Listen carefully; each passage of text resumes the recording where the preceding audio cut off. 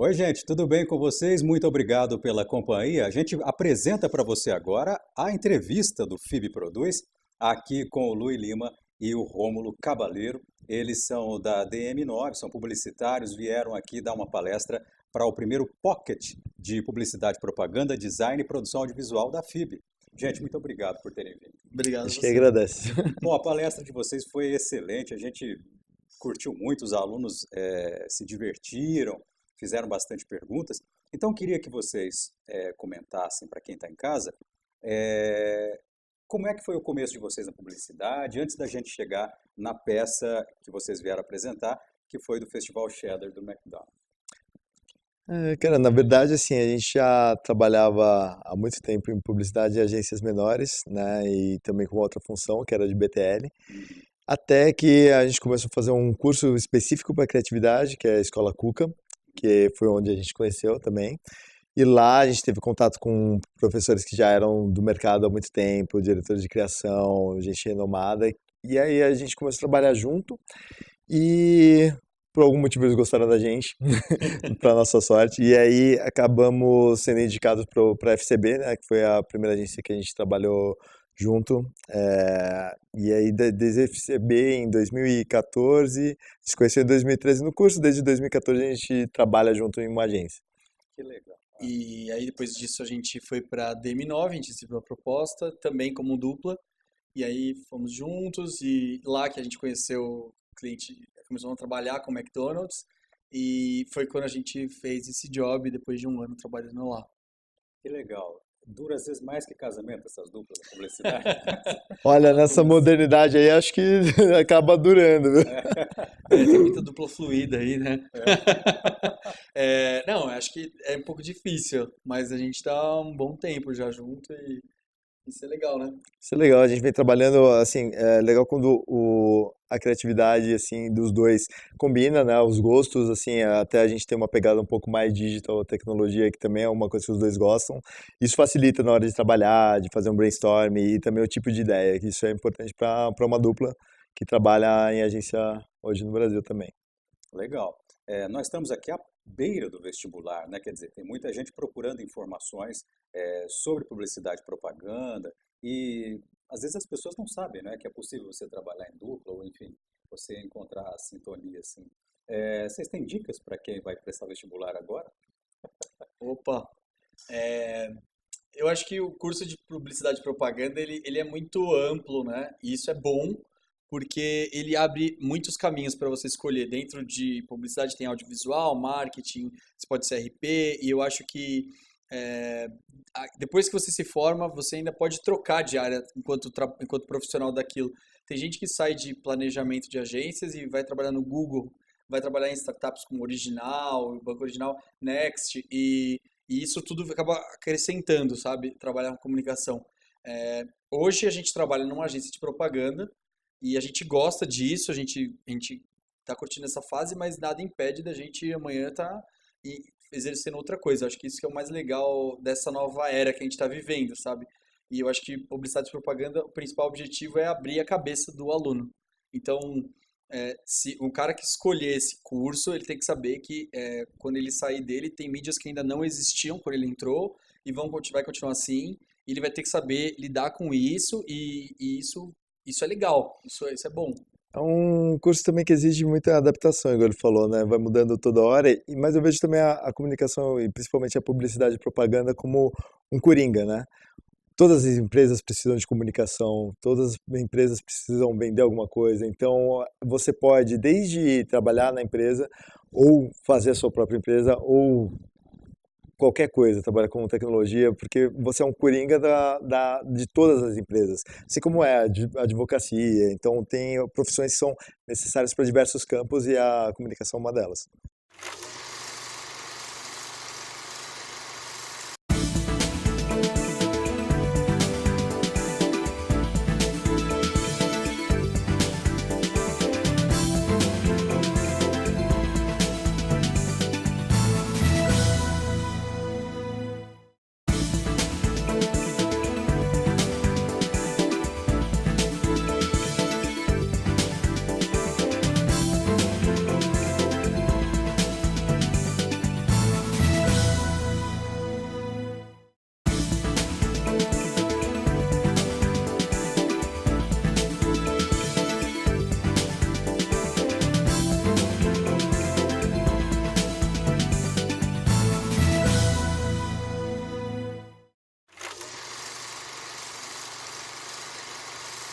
gostei muito do exemplo da startup que vocês quiseram desenvolver. Achei aquilo um exemplo ótimo. Eu, que sou professor, né, fiquei contente de vocês estimulando o pessoal a pegar, pôr a mão na massa, estudar, né? Enfim, é um estímulo muito interessante, né, para quem estava lá, enfim, achando que a vida vai ser assim, né?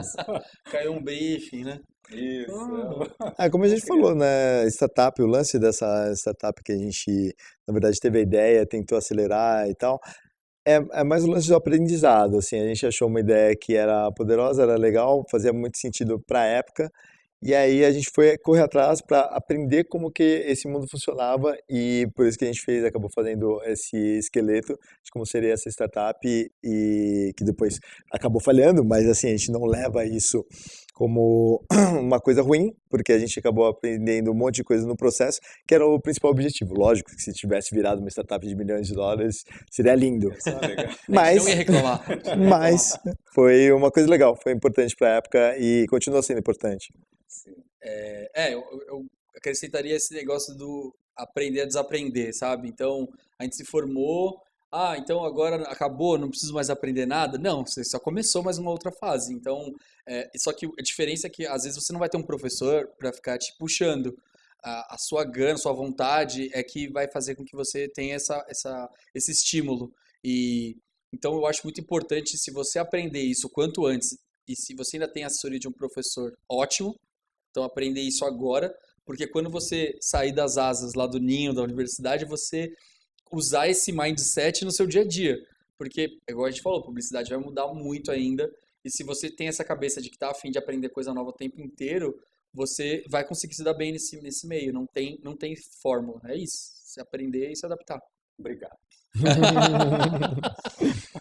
Bom, vamos falar então da peça, enfim, foi muito comentado, o pessoal gostou muito, que foi o Festival Cheddar do McDonald's, né? Então, eu queria que vocês contassem pra gente, depois a gente pode colocar, né, Wesley? A gente bota a peça inteira para o pessoal assistir. Então, eu queria que vocês comentassem, foi uma peça que teve mais de 40 milhões de views? Mais de 41, Que Sim. legal, muito bacana. Então conta pra gente como é que foi o processo, para quem está em casa, para quem está pensando em prestar publicidade, como é que vocês trabalharam, enfim, como é que vocês poderiam resumir isso pra gente? Cara, esse processo foi, assim, a gente recebeu o briefing de Festival do Cheddar, que era já uma coisa que não é uma comunicação, a mesma comunicação que a gente usa para os clássicos do McDonald's, a gente tem um pouco mais de liberdade para fazer isso. E como era uma campanha digital, a gente também tinha a liberdade de fazer uma coisa engraçada, né? Esse foi o nosso norte. E a gente começou fazendo algumas ideias que foram apresentadas para o cliente, e a que ele mais gostou foi essa da volta dos memes, que voltaram junto com o Festival do Cheddar, que é uma oportunidade, um festival que acontece todos os anos. E aí a gente achou legal, pô, como o Festival do Cheddar está voltando e todo mundo que gosta de Cheddar também pede isso o ano inteiro, volta no Mac essa época. Porque não dá um pouco mais de graça e personalidade para essa galera que volta. Então a gente fez com que os memes voltassem para o festival, né? Que foi mais ou menos representando essa galera que sempre volta pro Festival do Cheddar. E aí que esse foi o princípio da ideia, né? E depois acabaram entrando algumas outras coisas, como a música do Kevinho, que a gente fez uma paródia, né? Que também não era a música que a gente estava trabalhando antes, mas acabou sendo do Kevinho, e a gente fez uma paródia em cima dos memes que a gente conseguiu para negociar e que faziam sentido para essa peça. A gente colocou todos numa paródia que ficou uma coisa divertida, né? Diferente para falar dessa volta. Foi muito desafiador também do ponto de vista de estruturar tudo, porque, como a gente falou, eram vários memes que a gente tinha que saber quais tinham direitos audiovisuais, quais a gente só ia citar de uma forma de imagem e as pessoas iam interpretar que aquele era tal meme, e tudo isso enquanto a gente também estava desenhando a música. Então foi muito interessante do ponto de vista de estruturar tudo. E no fim das contas a gente gostou muito, teve vários memes, é claro que não funcionaram na hora de fazer na prática, e a gente foi cortando e no fim a gente ficou com esses 28 que deixaram a gente muito, muito contente. Assim, Fora as histórias que aconteceram no meio do caminho também, de meme que não pode participar por algum motivo, ou de um meme que está cobrando um cachê que é absurdo, que também não fazia parte da sua realidade, porque o mundo digital ele tem uma verba reduzida, igual eu falei. Então tiveram várias adaptações para conseguir colocar tudo isso numa letra e mais ou menos num clipe que fizesse sentido para isso aí, para essa campanha. Foi muito legal de assistir. E eu achei bacana, uma coisa que eu nem imaginei, não tinha parado para pensar, que os produtores de meme cobravam royalty, né? Porque muita gente, conheço muita gente que pega o Photoshop, pega qualquer coisa e faz um meme assim, né? Para tirar sarro de alguém, para tirar sarro de alguma situação. Eu jamais imaginei que tinha virado profissão isso, né? E, na verdade, tem uma diferença, né? Tem o direito autoral de internet, na verdade, o direito da internet é uma coisa super recente. E tem algumas diferenças que, assim, por exemplo, tem memes que eles viram mais ou menos de conhecimento popular e todo mundo altera, e todo mundo faz sua versão, e todo mundo faz uma frase diferente. Então, esse meme é um meme específico que pode ser usado por todo mundo. Não existe na lei alguma coisa, um direito especificamente autoral para esse tipo de meme, por exemplo. Mas tem outros que aparecem pessoas, igual foi o caso do Gato Louco, do Vai Filhão, que já aparecem pessoas e eles fizeram um vídeo, gravaram e colocaram na internet e aquilo viralizou. Então, quando dessa maneira, então já envolve um pouco mais de direito autoral e aí a gente teve que ir atrás dessas pessoas para convidar e para ver se eles também tinham interesse em participar disso aí. Eram muitos memes antigos, então muitos deles se interessaram até porque para voltar, né? Eles voltarem um pouco para a mídia e também receber uma remuneração por causa disso. E foi esse caminho que a gente foi trilhando, assim, vendo os memes faziam sentido, os que a gente precisava colocar uma grana, ou os que a gente poderia fazer uma versão. Foi uma junção de tudo que acabou ajudando a gente. Que legal. Vamos dar uma olhada, então, na peça finalizada? 1, 2, 3, vai filhão! O Festival Cheddar tá de volta e uma galera voltou só pra conferir. Cê acredita? Meu Deus, me fala quem que voltou e juntou todo mundo. Tô preparado de um jeito que para com tudo. Até quem tava sumido voltou só pra ver. Festival Cheddar vai te enlouquecer. Cheddar encaixa, para nossa alegria ele encaixa. Se passa um gato voando ele encaixa. Abre espacate pra comemorar perfeitamente. Ele encaixa, batata e bacon, cheddar encaixa. Com muito hambúrguer e bacon na caixa. Falta a Luísa lá do Canadá. Perfeitamente, ele encaixa. Geral voltou, fio, tá todo mundo aí. Cheddar encaixa, se você vem no passinho ele encaixa. Com o gato no teclado encaixa. Até pro urso valeu esperar. Na cara de pau que é muito massa. E você viu, então, o Festival Cheddar do McDonald's, produzido por essas duas feras aqui, o Lui e o Rômulo. Gente, para a gente encerrar, queria que vocês falassem um pouco do mercado publicitário em São Paulo. Nós estamos aqui, os professores têm agências aqui em Bauru, enfim, é um mercado talvez mais conhecido dos alunos, mas tem vários deles que falam que vão viajar, que vão sair daqui. Então, queria que vocês dessem uma pequena pincelada, assim, da opinião de vocês, como vocês encaram o mercado hoje, em São Paulo, especificamente. Eu acho que o mercado de São Paulo ele é muito concorrido. Ele é um grande, sei lá, nos Estados Unidos, por exemplo, ele é muito bem distribuído, né? Você tem várias regiões onde você tem agências de altíssima qualidade, com clientes pagando muito bem, e no Brasil, infelizmente, isso é muito limitado na região de São Paulo. Então, o que eu poderia dizer para o aluno que quisesse se aventurar aí para São Paulo, se preparasse muito, visse muitos portfólios de alunos, de profissionais da área. Existem duas grandes escolas de criatividade que, não sei se a gente pode falar. Então, uma delas é a Cuca e a Miami Ed School. São duas escolas que ajudam muito, são específicas de criatividade, então mesmo que vocês se formem, procure uma dessas escolas, porque quem dá aula nessas escolas são profissionais de criação, que já estão no mercado, então muitas vezes eles selecionam os alunos e já colocam eles nesses lugares. Então, às vezes é mais uma vivência prática do que é um acréscimo ao que eles já viveram aqui na universidade. Não é uma coisa, não precisa existir, não precisa você não você pode fazer a faculdade e fazer isso como complemento. Sim, É uma até interessante. especialização, né? Isso. Aprofundamento. Então, é isso que eu sugeriria. E procurar muito esses profissionais, bater um papo, mandar mensagem, posso ir mostrar a pasta. Não é ruim, sabe? É uma coisa normal do mercado.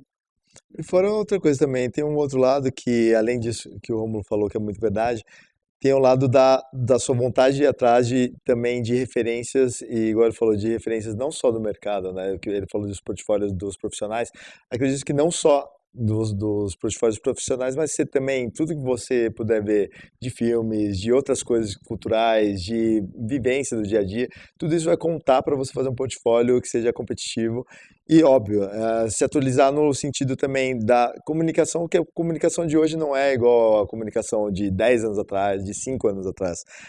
Agora a gente tem muitas oportunidades de falar com o público de maneira diferente, todo mundo tem o celular na mão, todo mundo tem acesso à internet, então também se puxar nesse lado de fazer as coisas de acordo com como você consome, porque tem muita gente, por exemplo, que vai fazer um portfólio e tem, sei lá, anúncio de revista. Tudo bem, existe mídia impressa, mas você, como aluno, você é novo, você realmente se assina uma revista? Hoje em dia as coisas mudam um pouco, mas a galera vê só esses exemplos e acaba só reproduzindo. Não, vamos fazer uma coisa que seja contemporânea também, né? Então vamos usar a comunicação que você absorve e tenta fazer alguma coisa legal em cima. Tenta usar a sua criatividade, que acho que esse é o caminho para você também entrar de uma maneira competitiva no mercado de trabalho, se atualizar. Gente, muito obrigado, então. Prazer receber vocês aqui na Prazer é FIB. nosso. Espero que vocês voltem. E para você que esteve conosco, muito obrigado também. Nós apresentamos aqui o Luiz Lima e o Rômulo Cabaleiro, profissionais da publicidade de São Paulo, que vieram aqui dar uma entrevista para nós. Um abraço para você, curta as nossas redes sociais, o YouTube, o cenub.com.br e o canal 14 da NET também. Um abraço e até mais.